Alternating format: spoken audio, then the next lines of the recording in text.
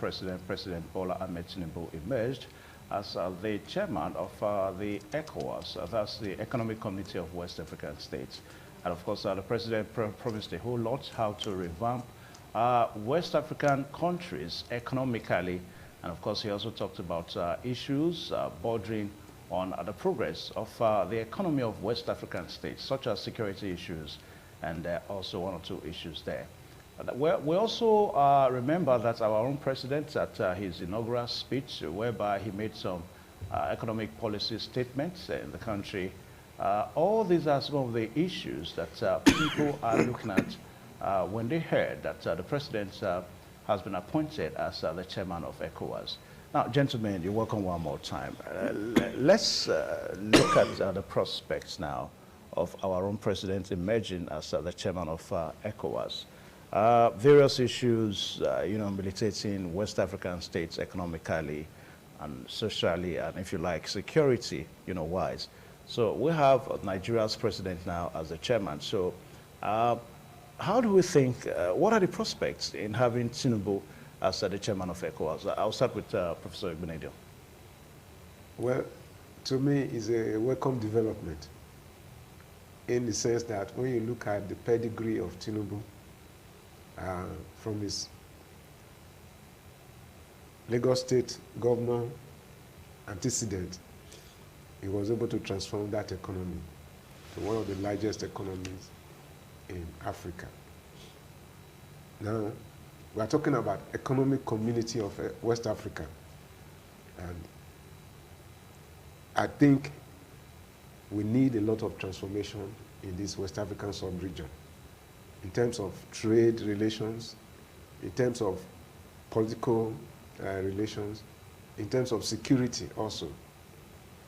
Nigeria being the giant of Africa, even though it's said to be touted the giant of Africa, but it's not a fluke.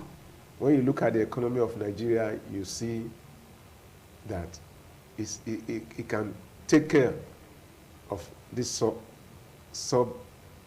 West African sub-region. The man has the ability. That's why he was chosen. You remember in his inaugural speech, when he removed the fuel subsidy, there was ripple effect. The regional countries started complaining, some of them, that they now have to buy fuel at exorbitant prices. And he was saying that he cannot be subsidizing the other West African countries with our subsidy.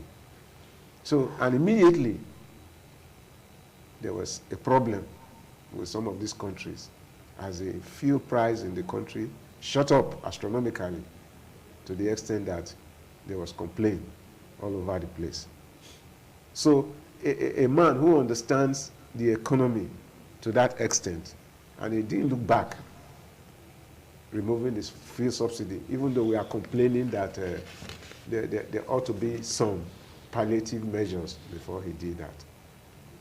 But when we look at, if somebody who is very insightful looks at what Nigerians have been ripping the country off, you find that it's a welcome development. So to me, his appointment as the president of ECOWAS is very welcome. He has a very big mind, economic mind, to transform the region as he wants to transform Nigeria. I think I will stop there first. Okay, Donnie Gist, the last time we had Nigeria's president as the chairman of ECOWAS was between 2018 and, of course, 2019. That was only about 3-4 years ago. And some people say that perhaps not very much progress was made then. I'm talking about former President Muhammadu Buhari, who was the chairman then between 2018 and 2019. And of course, the Guinea-Bissau president, took over from me, who is handing over to our own president now. So from your point of view, what is the guarantee that Bola Tinubu will be able to finance economic activities within the sub-West African region, so that member states can really benefit? Well, just like the professor said just now, it is not a fluke that Nigeria, who just had the chairmanship position just 2018, 2019, a couple of years ago, is having the opportunity to hold it again. The reason is because of the person currently occupying that seat, in the name Bola Tinubu. It is a man that is extremely clever, he's very smart, he understands what the idea of economy and development is about. He understands the idea of empowerment and empowering his people. He understands the idea of infrastructure. He understands the ideas of monetary policies. He understands the ideas of fiscal policies. It is a man that has come out from a school of thought where he has embellished himself in one of the biggest institutions ever, like Saudi Aramco, and working with ExxonMobil in Nigeria. When you look at this antecedent that His Excellency Bola Tinubu exhibits, I can assure you that he's coming to become chairman of the Economic ECOWAS Council this time will be completely different from what happened when President Mohamed Buhari occupied that seat. Because you are talking about two different people with quality and quantity in terms of personality. And if you look at Lagos State, like most of the time, we always refer back to Lagos State as a case study. Today, Lagos State is the largest economy in West Africa as a state. Its economy is bigger than every other countries or states in West Africa. That is courtesy Bola Tinubu. People spoke about there were Jakande before him, but you can't compare what Jakande did and the blueprint that Asiwaju Bola Tinubu established in Lagos and where we are today, and the consistency and the kind of people he identifies to carry on from where he stops. I mean, I think it's a blessing to this country. I've always said it most of the time, even within the space partisanship, I said, well, from the antecedents of Bola Tinubu, God willing, he wins. You will see that there are a lot of decisions that he will be bold enough to take. That in the short term, it will be painful, and in the long term, it will be very beneficiary. Yes, we cannot exist as a nation, being a giant of Africa, like Doctor said, without having our neighbors being our brother's keeper. Instead of the reverse engineering of using negativity as a way of helping those people as a nation, when Bola Tinubu stands from the time of removing the subsidy to the point of emerging as the ECOWAS chairman, that will enable him to design a blueprint for the West African states. That is why they call him the nickname the Jagaban, because he's a man that he has so much prowess. He understands governance, even in the political space. And I keep telling people, he's on his league. He's on a league of his own. Okay, all right. So, Professor, some people say that let us look at Nigeria first. What is the economic viability of Nigeria? What is the economic prospects? The status quo economically in this country today, some say, is not encouraging. And hence, you are having a Nigerian president, as the chairman of ECOWAS. We understand that the chairmanship rotates. Periodically, it comes to Nigeria, it goes to other nations and all that. But let's look at what some of the reactions trailing his emergence now. Some say that Bola Tinubu would have been left alone to really handle economic issues in Nigeria first, before trying to divert his attention now to start looking at economic issues in sub-West African nations. I don't know how you may want to react to that. Well, to me, the economy of Nigeria and the West African sub-region, they go pari passu. Yes, you cannot divorce Nigeria economy from the West African sub-region. And it's very apt at this time. But don't you think this may act as a distraction for our president? No, not at all. If anything, it's going to make him more ingenious, to reposition the Nigerian economy, as it will affect the West African economy, in a very positive manner. So, as he's rejigging or reforming the Nigerian economy, which I believe he will do it in such a way that the West African sub-region will not be like leeches, you know, because we are talking about economy. They'll be able to participate effectively so that they can gain from the policies of the economy of West African sub-region. Okay. So I don't believe that is a distraction. So you see, we were talking about, before he entered the Nigeria, it's not just a new person. He has been all around, you know, in all government, and it has been his ambition to become a Nigerian president. Such a person, you realize that he must be prepared in a way to assume leadership position. We have seen people, Nigerian presidents, who never had the mind, but the thing was imposed on them, either because of where they were coming from, or the area they came from, or whatever. But this one, he has been working, either silently or overtly working to gain this position. You can see the Emiloko something, and say it's my turn.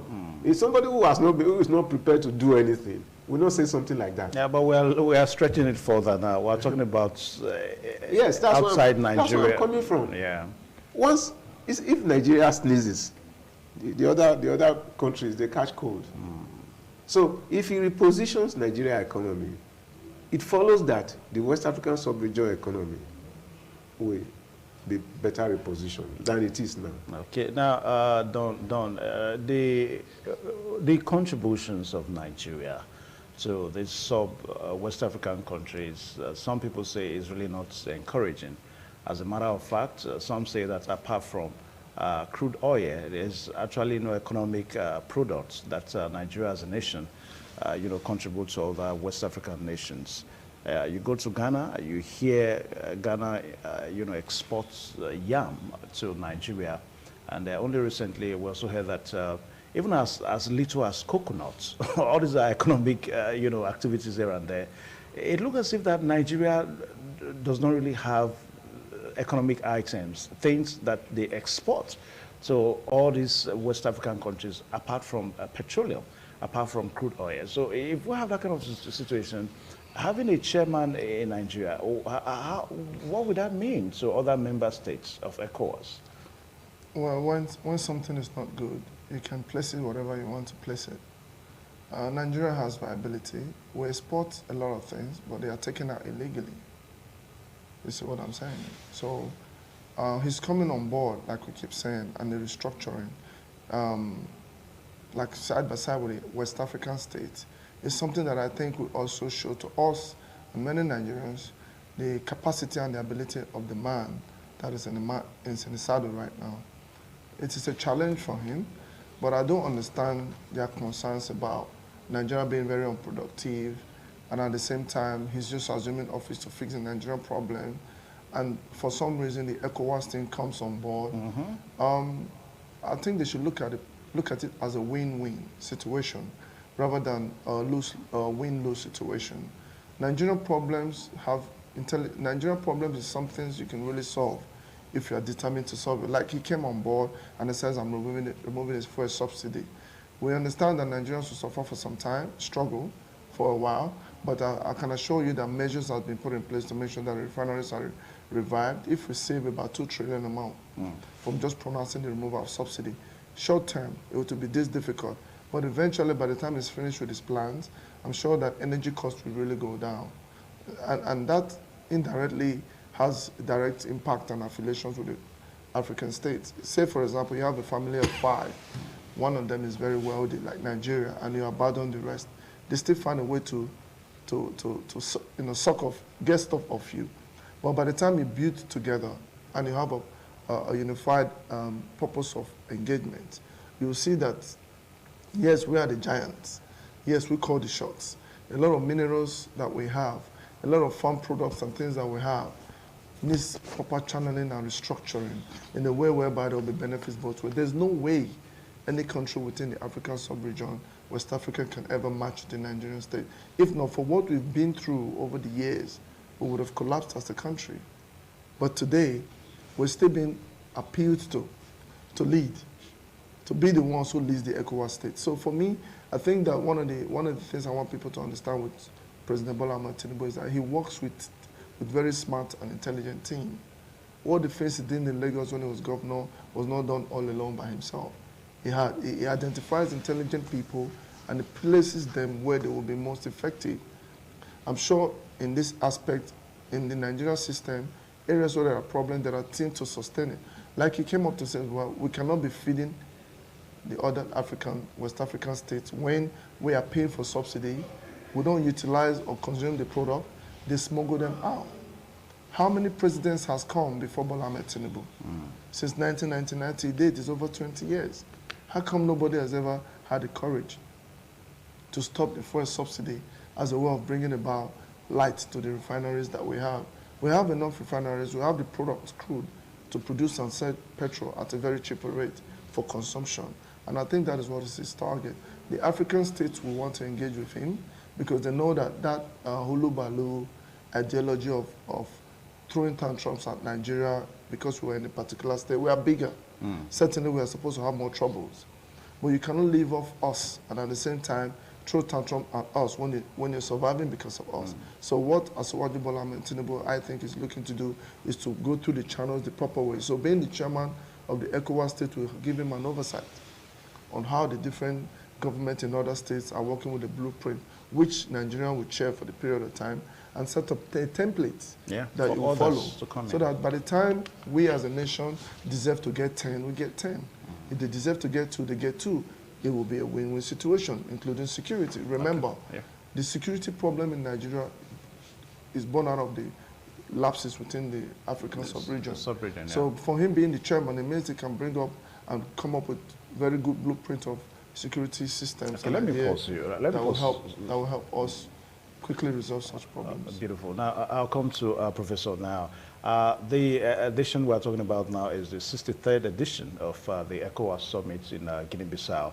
Now, you see that the non-stability, economic stability of ECOWAS, of member states of ECOWAS, has been an issue for an age-long time.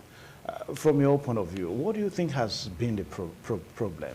I mean, member states, they struggle economically. Nigeria, supposedly, is supposed to be the big brother Africa, even ECOWAS, struggle economically. So what do you think has been the economic issues in these member states of ECOWAS all these years?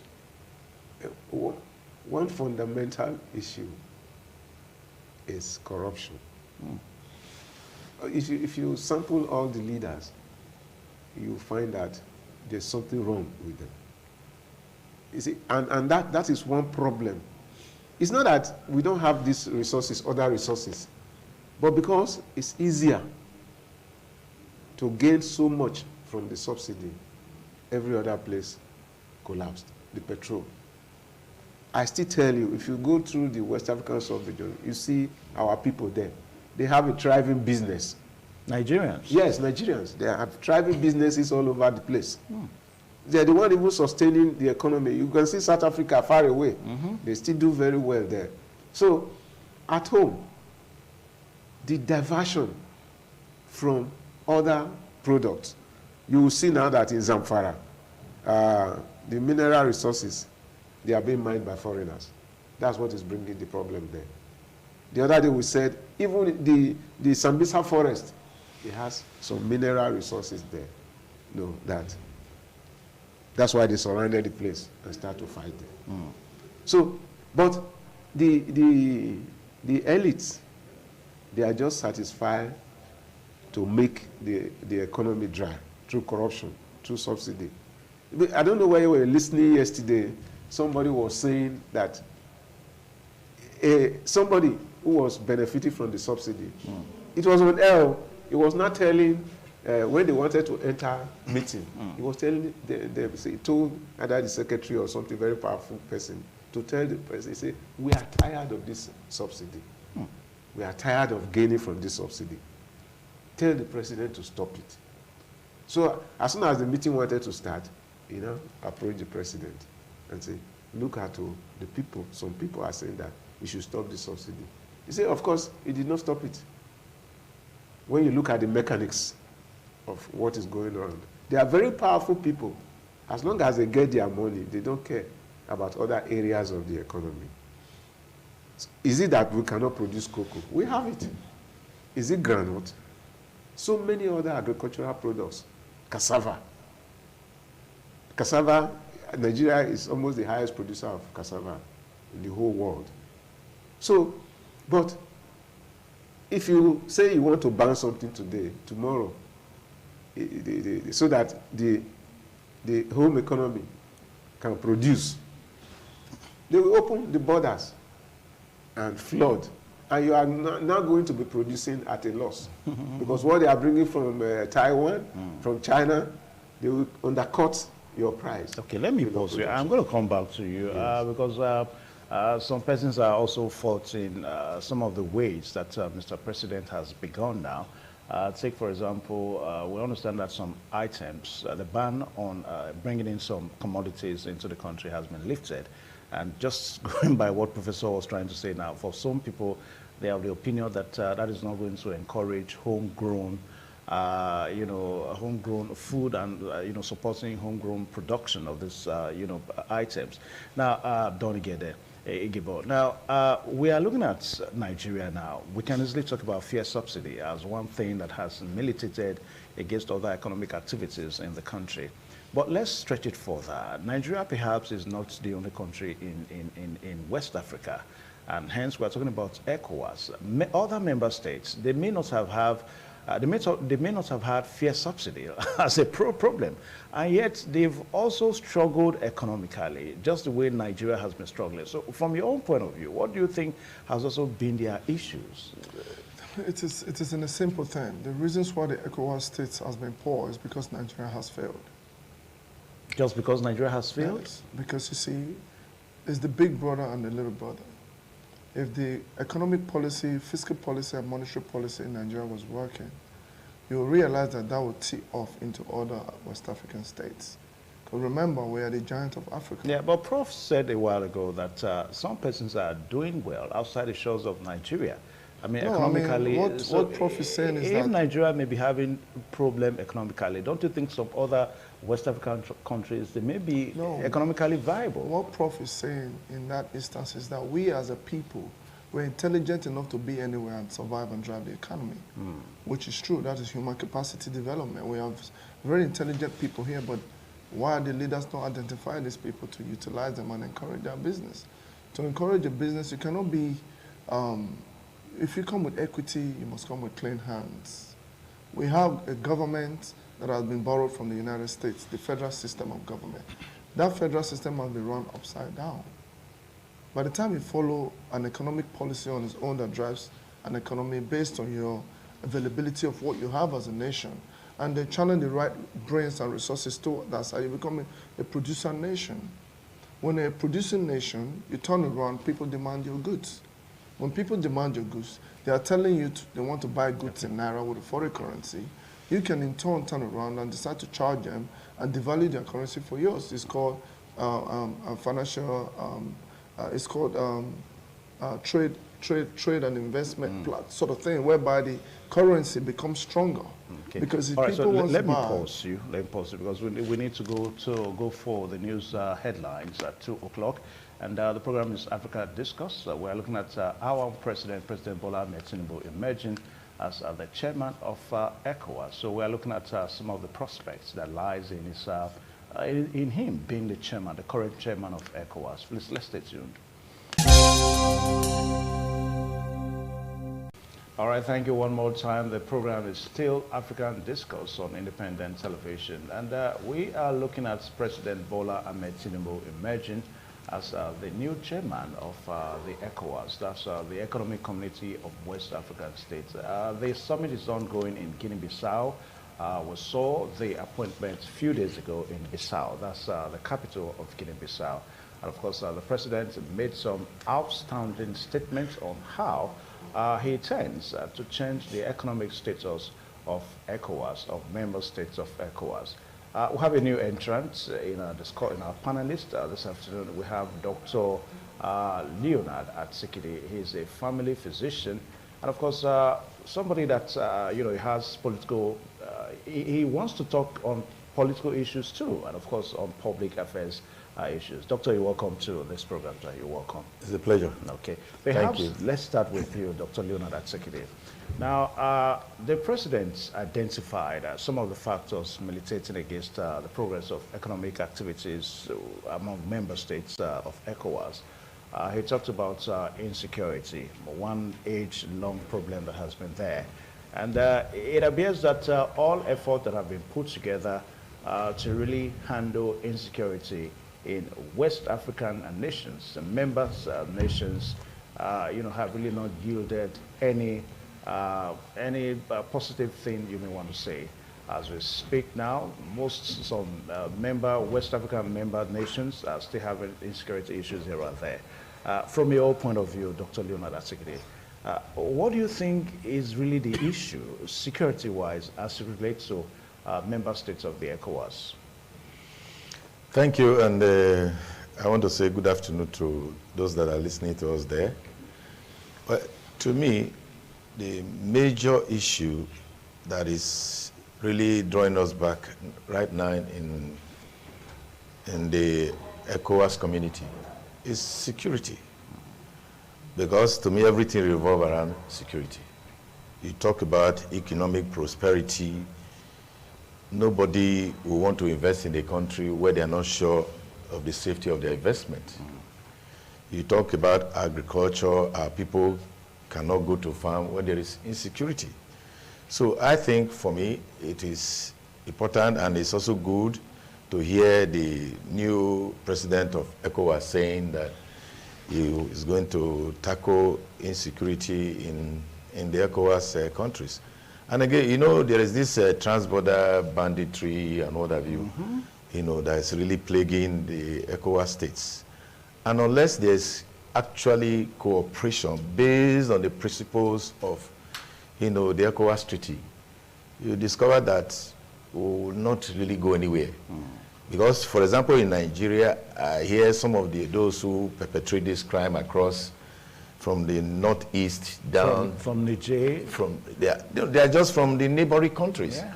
And if the spirit of the treaty is actually, what motivates the leadership of, ECOWAS, I think these security issues will be tackled within a short while.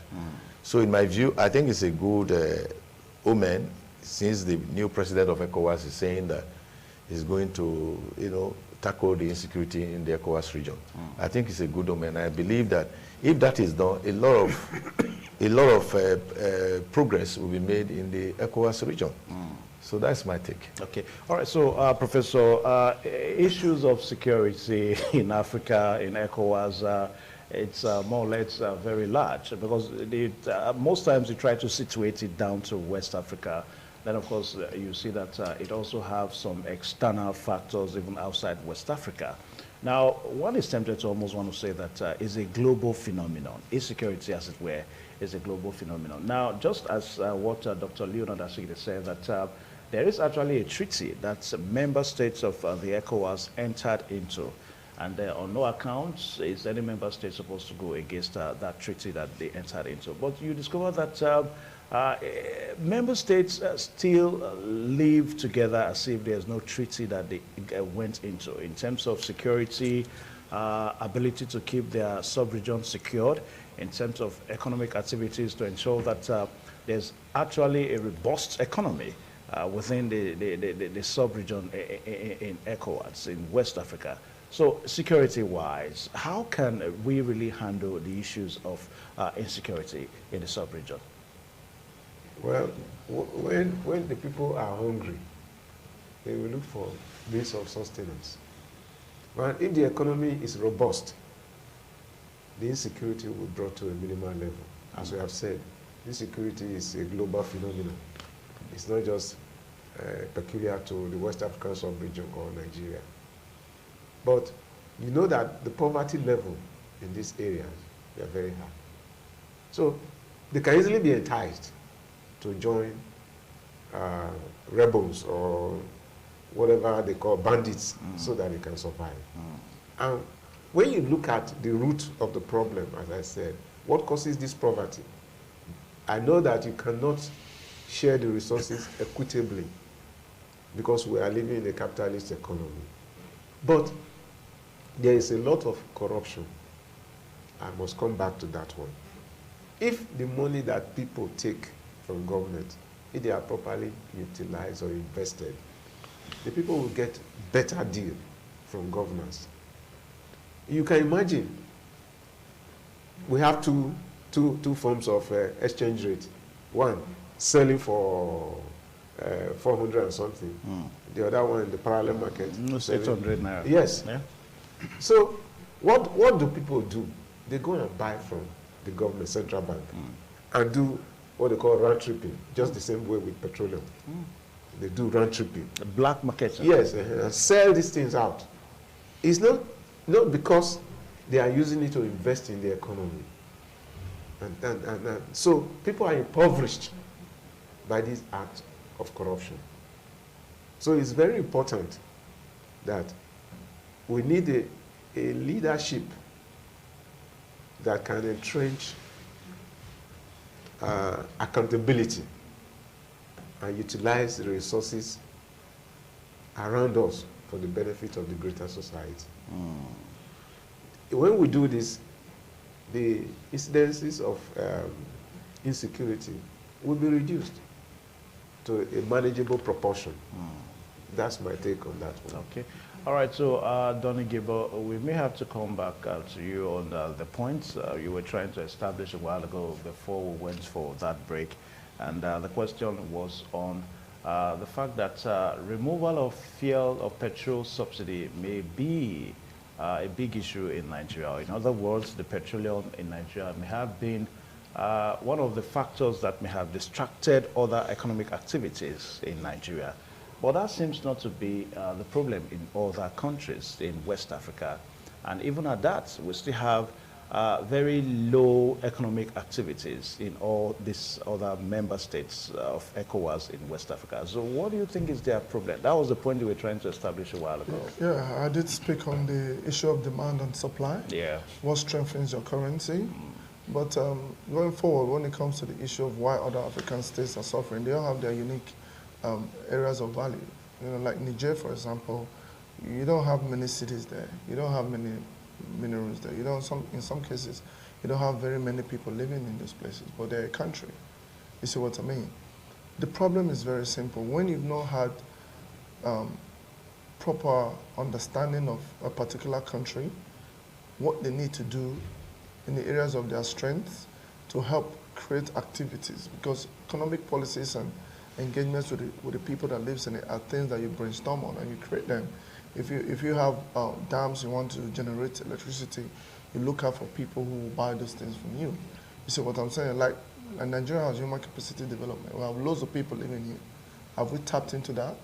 You see what I'm saying? So there's a lot of different factors of not having stability. When there's stability in governance and the people's attitude has not changed towards the issue of leadership, but as well most time, when people talk about leadership as a problem that has infested other aspects of governance, from the civil service to the common man on the street, everybody finds a way to cut corners. Attitude change will be a big issue. For example, they talked about having a treaty. Why is the treaty not working? So attitude is the problem.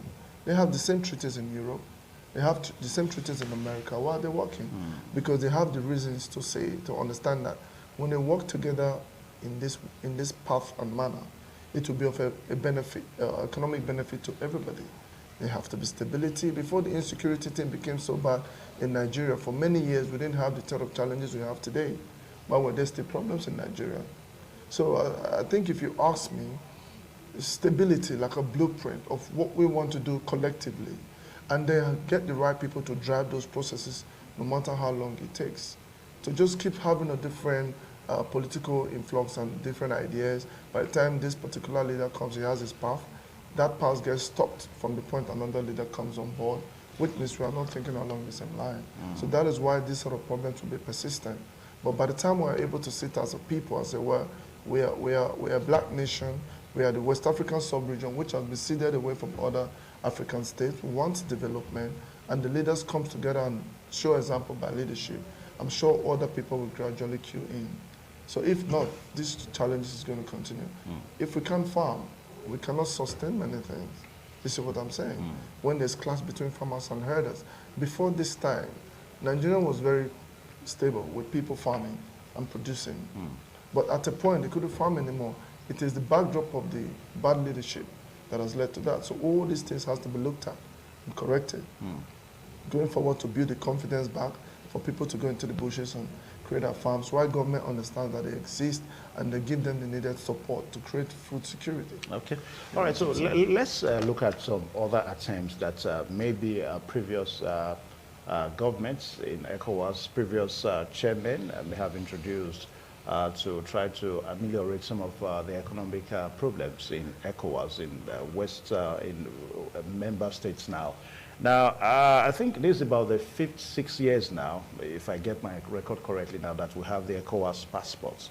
You know, as we speak now, there's a particular unique document that if you own that passport, you're supposed to have a kind of almost a free entry and exit into any of these member states to do commerce, to do marketing and all that. Now, for some persons, when that idea was initiated, a lot of persons thought that, yes, this will really promote economic activities in the sub-region. But it appears that that is not yielding the desired result.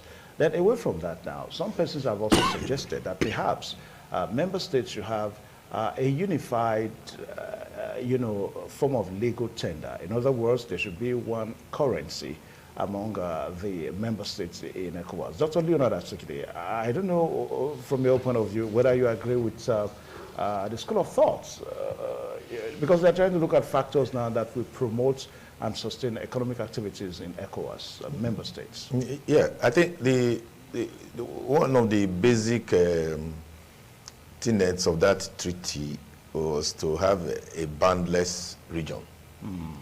What I mean, you can go across the ECOWAS countries without seamlessly. Yeah. But you discover along the line, they also talked about the ECOWAS passport. But there are still a lot of bottlenecks. For example, I've not seen one. I don't know what it looks like. Have you tried to apply? No, wait. I've not seen one. I don't know what it looks like. Until recently, when I heard that the new government opened the borders, for you to travel from here to Cotonou, those who go through it tell you the story. Even with the passports? Well, even if you are with the passport, you know the usual thing, you must play ball along the routes, especially the Nigeria side of it. But I'm told that if you go after the Nigeria border, those areas are almost seamless if you have the passport. But for you to cross the Nigeria side of the borders was a TT issue. Now, I agree that, yes, for purpose of identification, people should have at least something that will identify you, when you are traveling from one country within the ECOWAS region to the other, because it's supposed to be a free trade zone Area, yeah. But if you look at it again, there are also some issues, especially these security issues that we've all been talking about. Because after the destruction of, after the issues in the Middle East, Saddam Hussein and Gaddafi and others, then there became a spillover of those security issues into our own region. Yeah. And if you continue to just allow free flow without appropriate checking, of course, despite that there's supposed to be checking, we are still having these issues in our region. Now, when you say free flow, let us be mindful of that, because I know if you don't have the ECOWAS passports, you can't have that free flow. Yes, but what I'm saying in essence, despite that passport, despite that people own that passport, it is not still easy for you to go across borders, especially when you are crossing from Nigeria to other countries within this same sub-region. So, but again, you discover because of the criminal nature of some people are intimately criminally minded. Criminally minded. Yeah. And so no matter what you do, they will try as much as possible to, to break the rules. And under the guise of ECOWAS passport, we have seen many things coming into Nigeria that are not supposed to come in. For example, arms, ammunitions, and what have you. So what I'm saying in essence, yes, I agree that there should be the ECOWAS passports to exist. About the single currency is also going to create a problem. Because I don't know how are we still going to have other currencies in the sub-region plus the single currency in the West Africa, in the ECOWAS sub-region? If we are going to have parallel currency running along with that single currency, there's going to be a problem. But if it is just the same currency everywhere, of course, to me, I'm not an economist, I feel that will be a bit better. But the value of that your currency will now determine the purchasing power in the next country. Okay. Now, Donnie Gist, perhaps I may also have to get your thoughts on this single currency too. We are looking at factors now that will really promote and maybe sustain economic activities in member states of ECOWAS. Single currency. What's your take on that? I think the single currency idea will be a beautiful one. But you see, sometimes you first need to learn to sit and crawl before you run and jump and fly to perch. You know, there are some basics within the country as a nation that we're supposed to have by now. Remember, they talked about the Millennium Development Goals, purely focused on infrastructure. And then it got to a point after a certain decades, they talked about the Sustainable Development Goals, which means the thing that you've developed should be sustained. You don't spend much, you just maintain them now, unless the needs arise. It's why you constantly improve on what you have. Having a single currency is a stage whereby a country is already at that peak, where things are operating and working the way it ought to be. And having a single currency in the West African sub-region. So are you trying to say that ECOWAS is still in the teaching? Yes, I mean, I told you, like the for all Nigerian these state years? has challenges. Nigeria has always had challenges. Nigeria was a producing nation. We used to produce cotton. We are still largest in cocoa and many of these things. As a nation, we are supposed to have enough food security, and as well as engaging in human capacity development. I mean, we were told the story in this country when Michelin left. Many countries companies left this country just because basic things like power supply was no longer available. Bad leadership. Imagine bringing these things back to bear and let us start from basics to correct a few things, and especially attitude change. Because corruption does not end with the leaders alone. Corruption trickles down the line from the civil service to the common man on the street to the Okada rider and the woman selling tomato in the market. In those days, my mom used to tell a story.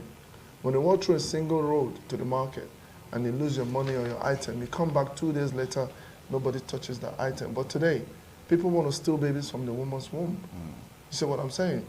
That is where I expect certain aspects of our beliefs to come in, but it's not having an impact. So we need to really go back and look at that.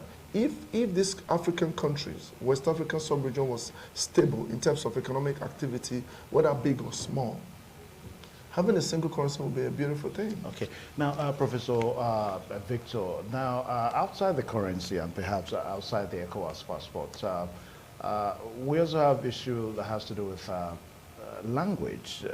You know, as it stands now, the English language and of course the French language are the only two permissible languages in member states in ECOWAS. But some experts have actually also suggested that, hey, there should be a unified language because we're looking at factors that could promote economic activities now. You know, economic activities, buying and selling and all that. Would you want to suggest a particular language for ECOWAS members? That would be a tall order. Very, very tall order. Certainly. So, when we are interacting, if we're developed to the point that we are interacting, people can just seamlessly learn French or English. So are we not interacting now? No, that's what we're talking about, the ECOWAS passport and all that. Yes. So that we can interact very seamlessly. In the process, you see people speaking French, you see people speaking English. Yeah. So to come and say, oh, it's cultural. the language itself is a cultural thing. Nothing, yeah. So you cannot just now impose it. The other day, was it not England or UK that pulled out of Macron, it was England now. Yes, it was pulled UK. out of European Union. The EU, yeah. You see, they left, and heavens will not fall. So, you see, when the fundamentals have to be put in place. If the countries, the sub ones, they have to grow to the point that we want to interact. But when they are not grown, as I used the language before, they become leeches. They just be entirely dependent on the ones. And in the process, you bring them down also. A lot of cutting corners will happen. So you try to carry people along. You take them from the ground, and they will be going small, so that development will take place. I think this is where we have to draw the curtain on the program today because of time. We'll have to really say a very big thank you to my panelists here this afternoon, Dr. Leonard Atsikipi, family physician, and of course a public affairs analyst too. So you're welcome, and thank you so much for finding time on the show. It's a pleasure. And also Don Igebo, big politician, big interest, a guy that has interest in political issues. I want to say a very big thank you. And also a professor from the Ivory Tower from University of Benin, professor of vocational and technical education, University. So thank you so much for finding time to come. Thank you for having me. All right, so we've said all, and we've been able to actually characterize the person of Bola Tinubu, and a lot of prospects have been said about him because of what he did in Lagos State as the governor of that state. So only time will tell whether he will bring the desired reformation and of course transformation now for ECOWAS and member states. Only time will tell. Only time will tell. So this time we'll begin to see whether he's actually apt to be the chairman of ECOWAS or not. My name is Evan Zunokuge. So we'll leave the program here until same time next week. Goodbye and God bless you.